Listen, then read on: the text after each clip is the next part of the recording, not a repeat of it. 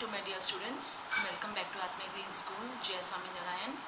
Today I start with standard 9th, book Geography, lesson 5, Natural Vegetation and Wildlife.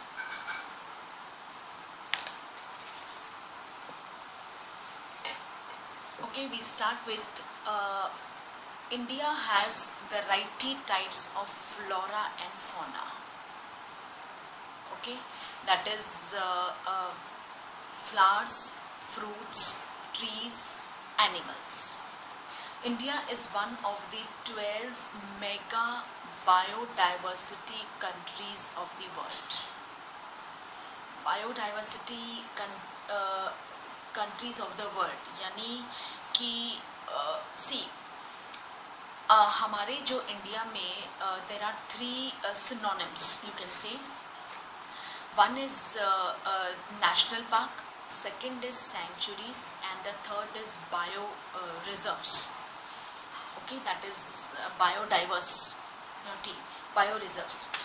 Now national park is for everyone. National park में public जा सकती है, वहाँ entertainment है, वहाँ पे टॉय ट्रेन्स है, वहाँ पे वाटरफॉल्स है, वहाँ पे बोटिंग होती है, छोटे छोटे रेस्टोरेंट्स है, पीपल एक पिकनिक के सॉर्ट की तरफ से वो नेशनल पार्क जाते हैं. लेकिन नेशनल पार्क स्टे के लिए नहीं है. आप मॉर्निंग में जाओ और when it close you have to come back. मतलब it is sort of an entertainment. Yes, animals are also there. Animals भी हैं. जो टॉय ट्रेन है वो ऐसी जगह में लेके जाती है जहाँ person can see a few wild animals also. So that is national park. Now we go to sanctuaries. In India there are many sanctuaries. कुछ वाइल्ड एनिमल सेंचुरीज है, कुछ बर्ड सेंचुरीज है, और सभी चीज़ पब्लिक के लिए ओपन नहीं है. सारी सेंचुरीज, ओनली फ्यू सेंचुरीज में परमिशन अलाउड है, permit by the government to visit the sanctuaries. लेकिन that too in the open safari, और जो गाइड होना चाहिए साथ में वो उसी फॉरेस्ट का होना चाहिए. And permission by government, you know, sign वगैरह एवरीथिंग सब किए जाते हैं. Right. So that is sanctuaries. Okay, कुछ सेंचुरीज ऐसे हैं जहाँ पे 1 नाइट 2 नाइट स्टेज भी है, पर वो बिफोर बुकिंग करानी पड़ती है, बहुत ज़्यादा चेकिंग होती है and all that.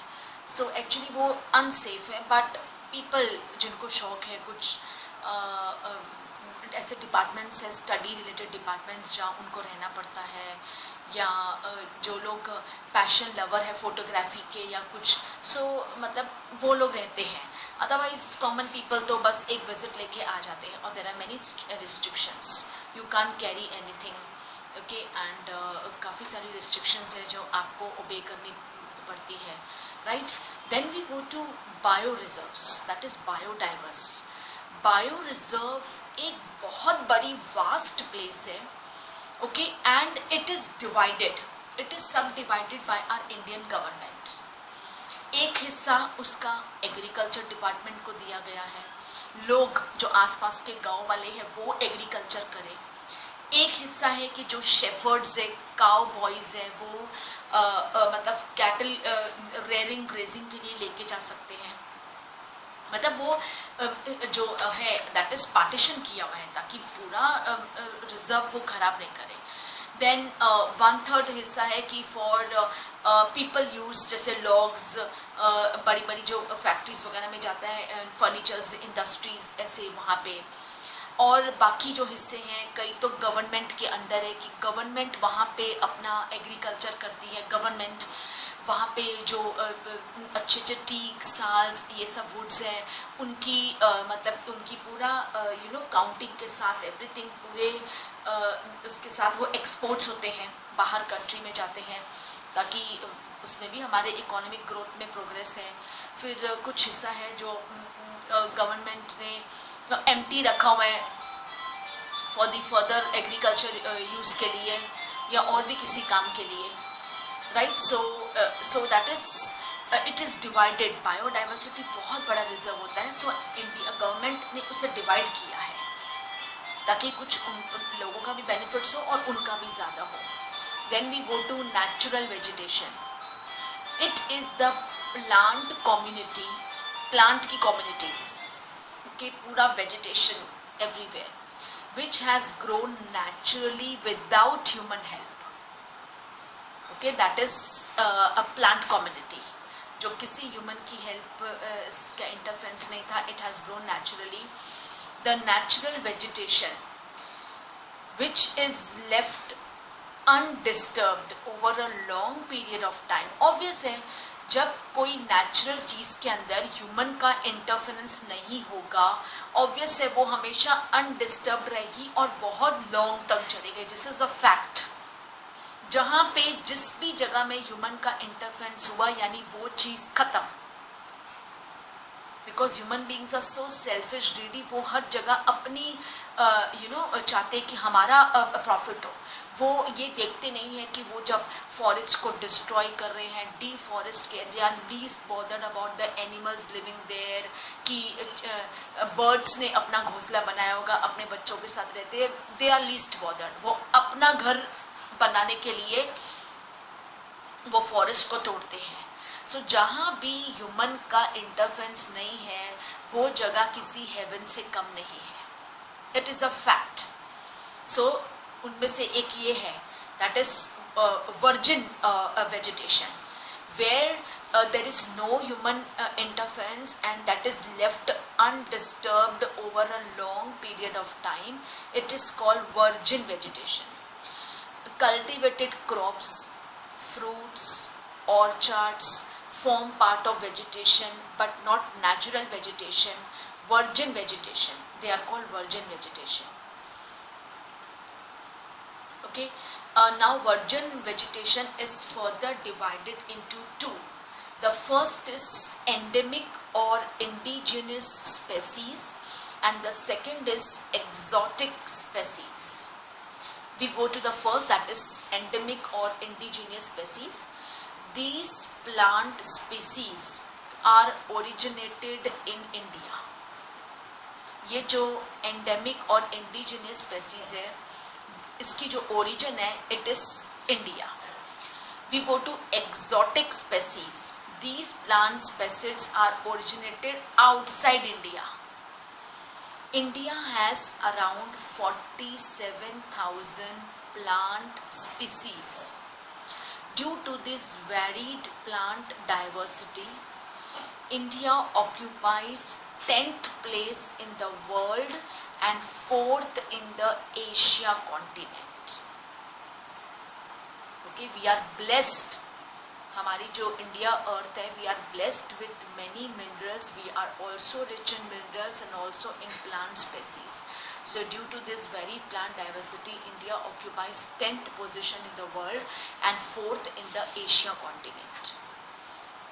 India has around 15,000 flowering plants. Okay, जिस पौधों में फूल उगते हैं 15%, which account for 6% of the world's total number of the flowering plants. मतलब वो अपने आप में तो 15% है और पूरे वर्ल्ड में वो 6% लेवल पे है to grow the plants which have flowers.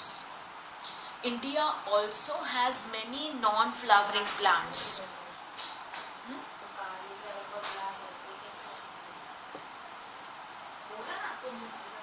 India has also many non-flowering plants. For example, ferns, algae and fungi.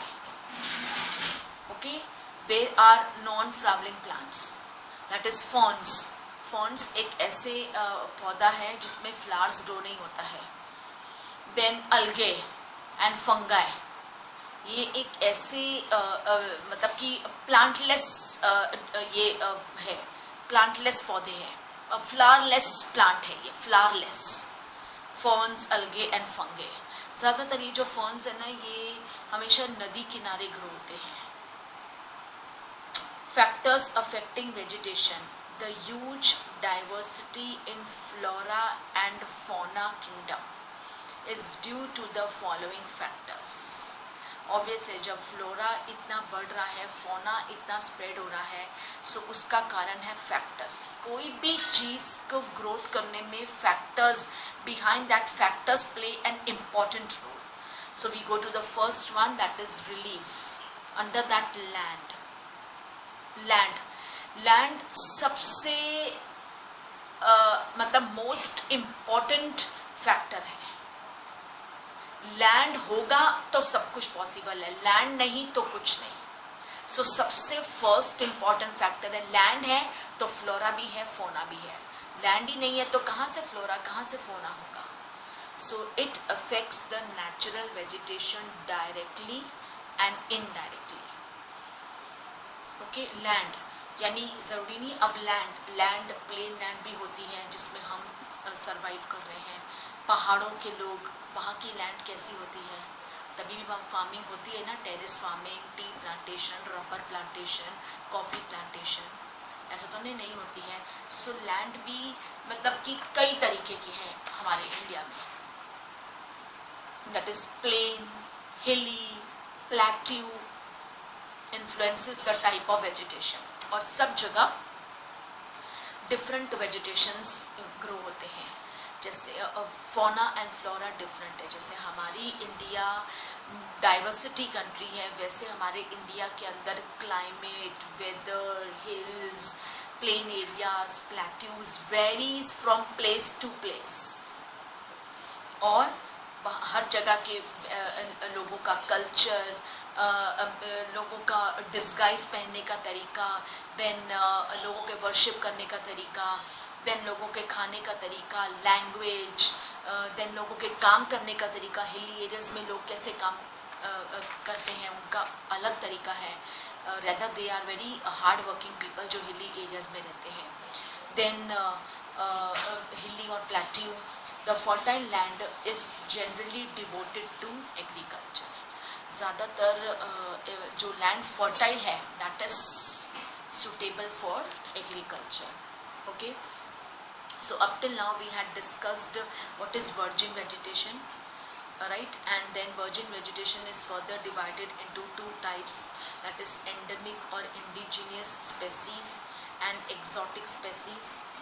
Then we had started with the factors affecting vegetation जो हमारे फ्लोरा और fauna के लिए बहुत important है. The first is land. The second is flora. Flora is related to plants. The term flora is used to denote plants of a particular region or period.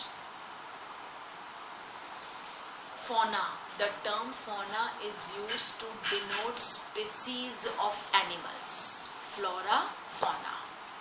Okay, ये भी हमारे life के एक बहुत ही इम्पोर्टेंट रोल प्ले कर रहे हैं for human beings also, flora and fauna. Okay, without this also we are incomplete. So this is also important factors. Then mega diversity countries.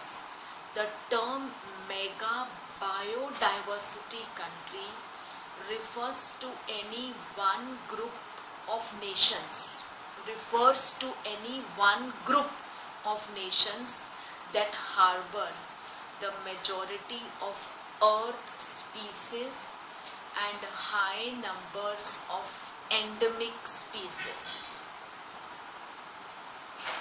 I repeat, the term mega biodiversity country refers to any one of the group of nations that harbor the majority of earth species and high numbers of endemic species. मैंने आपको बताया ना what is endemic species, जो India में originate होती हैं, the plant species that originate in India.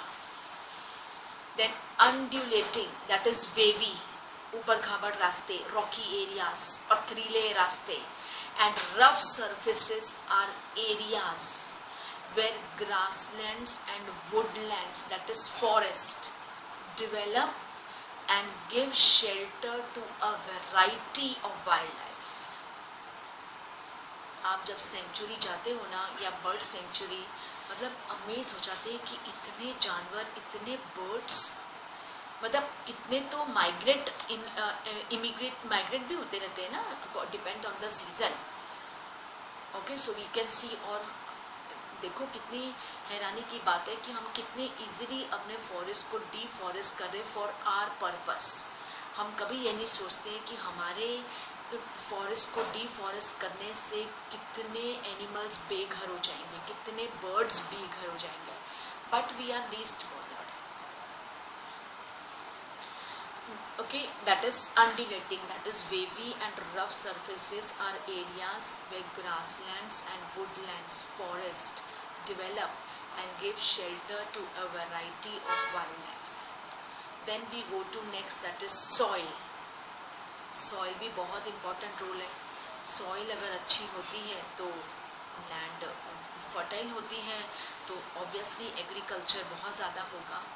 So soil, you have studied in 7th standard, there are many types of soil: red soil, black soil, alluvial soil, laterite soil, और सब different जगह में है. It varies from place to place और accordingly वो crops उसके हिसाब से हैं. जैसे हमारे गुजरात में ब्लैक सॉइल है, इसलिए हमारे यहाँ सबसे ज़्यादा कॉटन होता है, क्योंकि cotton is suitable for in the black soil.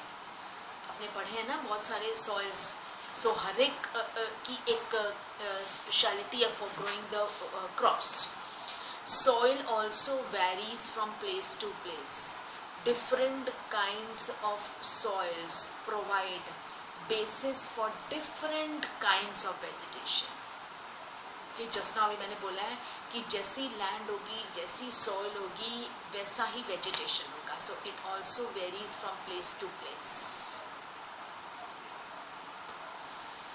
For example, alluvial और deltaic soil, that is wet और मार्शी सॉइल, उससे क्या जाता है wet and marshy soils, will sustain, मतलब good survival for the mangrove forest. Mangrove forest भी घने जंगल होते हैं, ज़्यादातर जहाँ एलिफेंट्स रहते हैं इन जंगलों में, wild elephants. Then the slope of hills with some depth of soil have conical trees. Conical trees होती है, उनकी जो leaves भी होती है वो conical shape होती है. The sandy soils of desert can sustain cactus and thorny bushes. जो राजस्थान जो डेजर्ट एरिया सैंडी सॉइल्स हैं, जहाँ कोई फ्लावरिंग प्लांट नहीं होता है, only cactus and thorny bushes grow there. Okay, so first one was land, then was flora, fauna, mega biodiversity countries and soil. Okay, we go to the next, that is climate. Climate में सबसे पहले है temperature. Temperature along with humidity in the air, precipitation and soil determine the nature and extent of vegetation of a region. कि बहुत ज़रूरी है. Climate में सबसे पहले आता है टेम्परेचर, बहुत ज़रूरी है हमारी एग्रीकल्चर को फ्लरिश करने में. That is temperature along with humidity in the air, precipitation and soil determine the nature and extent of vegetation of a region. As the climate gets colder, जैसे जैसे हम ऊपर एल्टीट्यूड्स पे जाते जाएंगे, ओके, कोल्डर होता जाएगा. ईदर बाय डिक्रीजिंग टेम्परेचर, या तो बिल्कुल -डिग्री हो जाएगा, और increasing height. Then it affects the nature, type and growth of vegetation of a place. Okay, it affects the nature, type, growth of vegetation of a place. For example, on the slopes of Himalayas में भी agriculture होते हैं, ऐसा नहीं कि नहीं होते हैं, पहाड़ों पे भी. On the slopes of Himalayas, okay, अगर आपने किसी ने हिल स्टेशन विजिट किया है, यू कैन सी ये जो टी प्लांटेशंस है, कॉफ़ी, ये सब तो पहाड़ों में ही होते हैं ना. So on the slopes of Himalayas and the hills of the peninsula above the height of 915 meter, the fall in temperature affects the types of vegetation and its growth. -Degree में भी देखो वहाँ के रहने वाले जो लोग हैं, ऑब्वियस है वो हैबिचुअल है ना, इतने सालों से वो अगर बॉर्न एंड ब्रॉट ही उनका ऐसी जगह में है जहाँ स्नोफॉल होती है, खूब विंटर रेन्स होती है, सो उनको दे आर हैबिचुअल, वो वहाँ के हैबिटेट है, तो वो हैबिचुअल है उनको, एग्रीकल्चर भी वो ग्रो कर सकते हैं, डिफरेंट टाइप्स, वो हार्ड वर्किंग पीपल है, कुछ भी काम कर सकते हैं, वो उनका ऊपर चढ़ना नीचे उतरना उनके लिए कॉमन है. So temperature along with humidity in the air, precipitation and soil determine the nature and extent of vegetation of a region.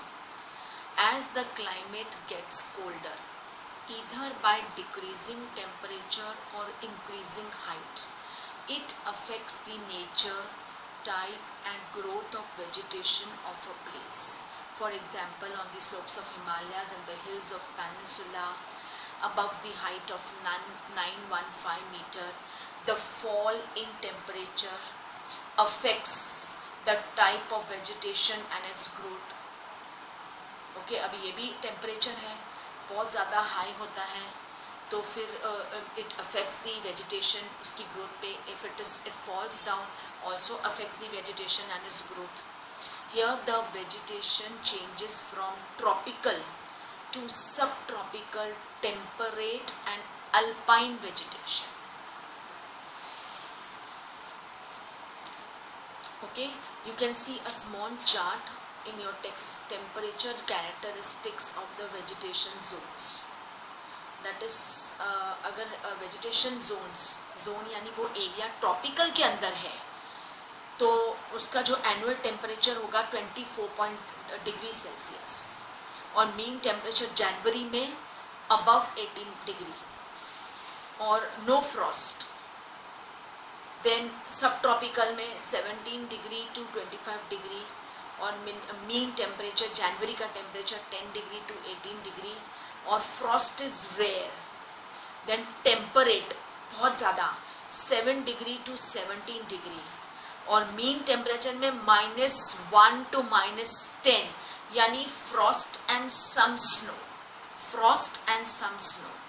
और last alpine, alpine that is below 7 degree, below -1 degree उसका mean temperature और remark snowfall everywhere. That is why मैंने वो last line बोली थी, the vegetation changes from tropical to subtropical, temperate to alpine vegetation. Tropical में no frost होता है, subtropical में फ्रॉस्ट इज रेयर, बहुत कम, टेम्परेट में फ्रॉस्ट एंड सम स्नो और अल्पाइन में only snowfall, chilled. So that was एक जो इम्पॉर्टेंट फैक्टर है क्लाइमेट का, उसके अंदर है temperature. Then the second is photoperiod sunlight. Photoperiod that is sunlight. The amount and duration of sunlight is known as photoperiod. I repeat, the amount and duration of sunlight is known as photoperiod. The variation in duration है ना, हमारे यहाँ तो plane land की बात आप मत करो, आप जैसे हमारे यहाँ तो बहुत सनलाइट है. As you go to the higher altitudes, sun तो उस तरफ महीनों तक आते नहीं है, महीनों तक there is no sunrise. Sunrise तो होता है but sun is not to be seen, उसके डायरेक्ट रेज नहीं फॉल होते, वो बादलों के बीच में छुपा रहता है. There is always moisture in the air. बारिश का मौसम होता है, बहुत chilled. So the variation in the duration of sunlight is due to the differences in latitude, altitude, season and duration of the day. Okay, that is the variation of duration of sunlight is due to differences in latitude, altitude, season, duration of the day. जैसे रातें लंबी दिन छोटे, रातें लंबी दिन छोटे, कहीं पे दिन लंबे रातें छोटी, ये तो चलते रहता है ना, ये भी एक साइकिल है. In summer season plant growth is faster due to long duration of sunlight. ज़्यादातर समर के सीजन में ट्रीज प्लांट्स अच्छे ग्रो होते हैं बिकॉज उन्हें अमाउंट ऑफ सनलाइट मिलता है. सनलाइट भी तो ज़रूरी है ना प्लांट्स को. अगर सनलाइट बिल्कुल नहीं होगा तो प्लांट्स नहीं ज़्यादा सर्वाइव कर पाएंगे. Okay, that is you can see for example the southern slopes of the Himalayas are covered with thicker vegetation than the northern slopes due to more availability of sunlight. Okay, I repeat.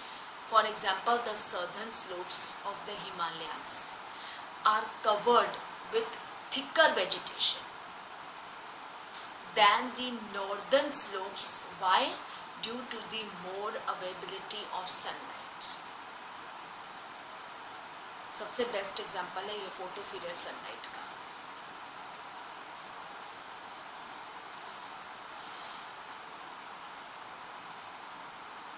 Next is precipitation. India received almost its entire rainfall by the advancing southwest monsoons, that is June to September, जो एक normal months होते हैं for the monsoons, and retreating उसके बाद that goes to north east monsoons. तूफान जो पहाड़ों पे आती है, फिर वो तूफान डिस्ट्रक्ट खूब ठंड लेके आती है. वैसे ही ठंड होती है और बारिश हो जाए तो और चिल्ड हो जाता है. Areas of heavy rainfall always have denser vegetation than other areas with lesser rainfall. For example, the southwest monsoon rains on the western slopes, नीचे घाट्स में बहुत ज़्यादा बारिश होती है और सबसे पहली बारिश बे ऑफ बंगाल इंडियन ओशन से होकर साउथ की तरफ आती है. देन उसकी हवाएं धीरे धीरे ऊपर की तरफ जाती है. That is south west monsoon rains on the western slopes within one side of the western ghats cause a heavy growth of tropical evergreen forest. इसलिए कई जो फॉरेस्ट है वो 12 महीने एवरग्रीन रहते हैं. वहाँ पे पतझड़ का मौसम होता ही नहीं है. Trees do not shed its leaves.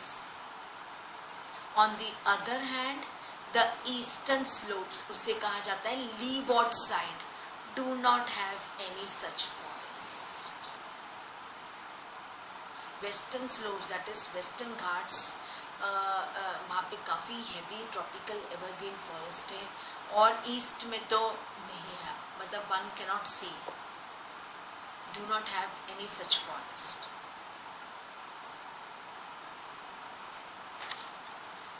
Okay, so that was climate. Under then it was temperature, photo period, sunlight and precipitation.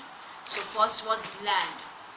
उसके लैंड में था relief, flora, fauna, mega biodiversity countries, soil.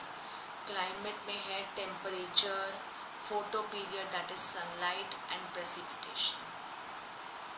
Okay students, so I will continue this lesson 6 and lesson 5 in my next class.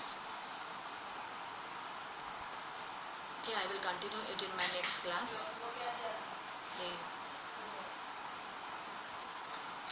And I will continue this in my next class, that is from importance of forest. So up till here जहाँ तक मैंने आपको कराया है, please revise it. Okay, do read the lesson and start making its flow chart कि ये natural vegetation क्या है, देन फैक्टर्स अफेक्टिंग वेजिटेशंस, उसके अंडर भी काफ़ी कुछ है. So make a flow chart so it will be easy for you to read it. Okay students, so I will continue tomorrow in my next class. With this I wrap up my class here. Thank you. Take care.